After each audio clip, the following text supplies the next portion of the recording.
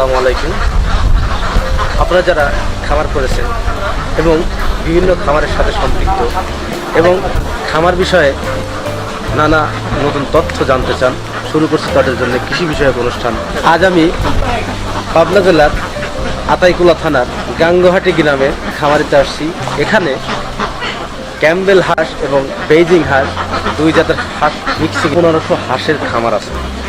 এই খামারটা এখন আমরা পরিদর্শন করব এবং এই খামারে তা কীভাবে শুরু করেছেন এবং এই খামারতে কতটা লাভবান হয়েছেন সেই খামারের কাছে আমরা সরাসরি জানতে চাইব। চলুন সেই খামারের সাথে সরাসরি কথা বলি।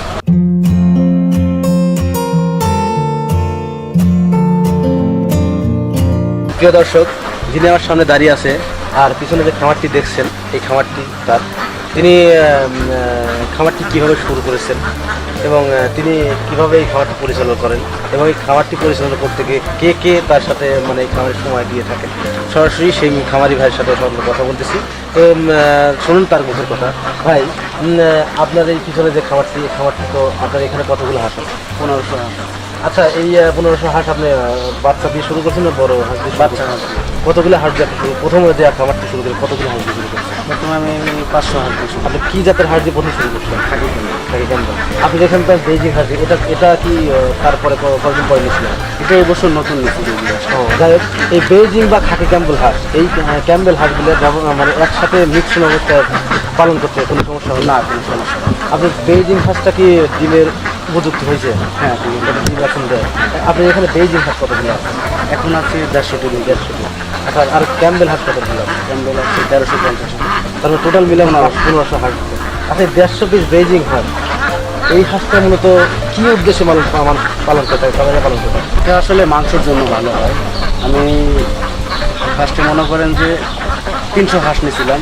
তো 300 হাঁস 3 মাস পালার পরে আমি 150 হাঁস বিক্রি করে দিচ্ছি মাংসের জন্য। আর কিছু হাঁস রাখছি, এটা মনে করেন যে আমি ডিম ফুটাই এটা বাচ্চা ফুটানোর জন্য। এই হাঁসগুলো কতদিন আগে একসাথে তো সব আনছিল? না, একসাথে না। এটা 1 মাস। এটার বয়সে খাকি ক্যাম্বেলের বয়স হচ্ছে 4 মাস আর বেজিংয়ের বয়স 5 মাস। তার মধ্যে খাকি ক্যাম্বেলের আগে নিয়েছিলেন?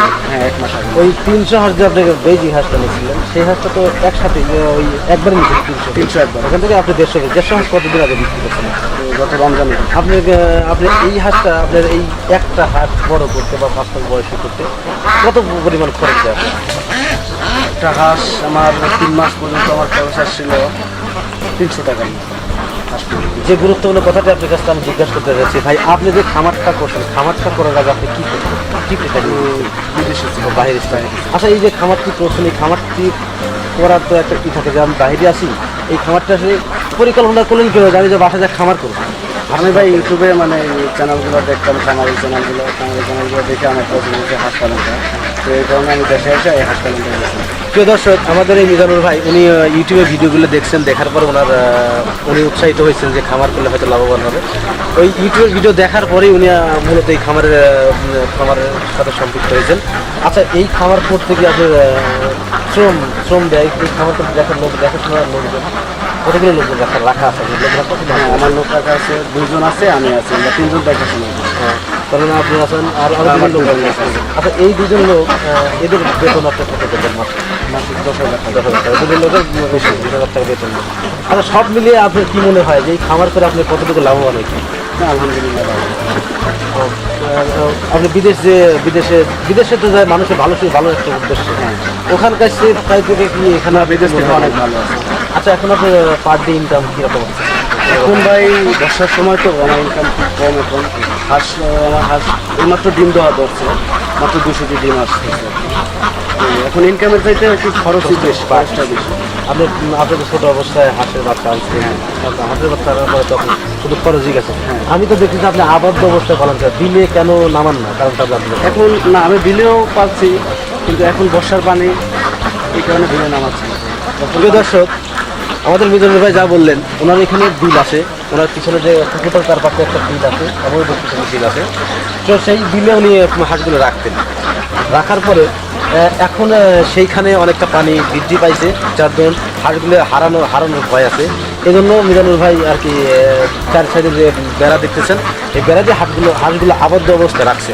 আচ্ছা, এই পানি যখন আপনি কমে যাবে বা পানি যখন টান দেবে, তখন কি আপনি হাঁসগুলো এখানে রাখবেন না বিলে করান? না বিলে চলে।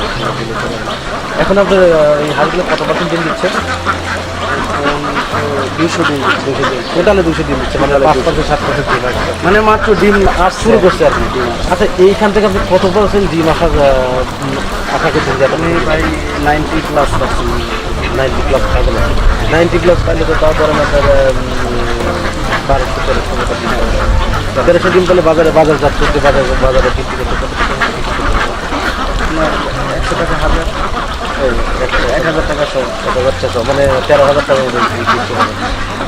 তো তাহলে আপনি তো একটা জিনিস পাওয়া যায় যে প্রতিদিন আপনি 13,000 টাকা ডিম বিক্রি করতে হবে, প্রতি মাসে আপনি 3 লাখ মানে 4 লাখ টাকার মতো ডিম বিক্রি করবেন। প্রিয় দর্শক, আমার এই খামারি ভাই মিজানুর ভাই, উনি যে খামারটি করছেন এখানে 1500 হাঁসের খামার আছে। এই খামারে 1500 হাঁস আছে। এই হাঁসগুলো উনি যখন প্রাপ্তবয়স্ক মানে সম্পূর্ণ ডিম দিবেন, তখন এই হাঁসগুলো আর কি 1300 প্লাসের মতো ডিম দেবেন। উনি প্রতিদিন ম্যাক্সিমাম 13,000 টাকার ডিম বিক্রি করবেন। এই হিসেবে বোঝা যায় ওনার যে 1500 হাঁস, যে 1500 হাঁসে যে 13,000 টাকার ডিম বিক্রি করেন প্রতিদিন, তাহলে প্রতি মাসে তার প্রায় 3,90,000 বা 4 লাখ টাকার মতো আয় হবে। সব মিলিয়ে খামার করে আপনি মানে কি মনে করেন এই যে খামার, আপনার বাবা কী করে? আমার বাবা অনেক ব্যবসা করে। কিসের ব্যবসা করেন? এর আগে আমার বাবার মাছের খামার ছিল। মাছের খামার ছিল, সেটাকে গরু ব্যবসা করে। এইগুলাই মাঝে মধ্যে খামারে দেখাশোনা করে। এখনও কি এগুলো করে? হ্যাঁ, এখন প্রিয় দর্শক, আমার যে মিজানুর ভাই, ওনার বাবা আছেন।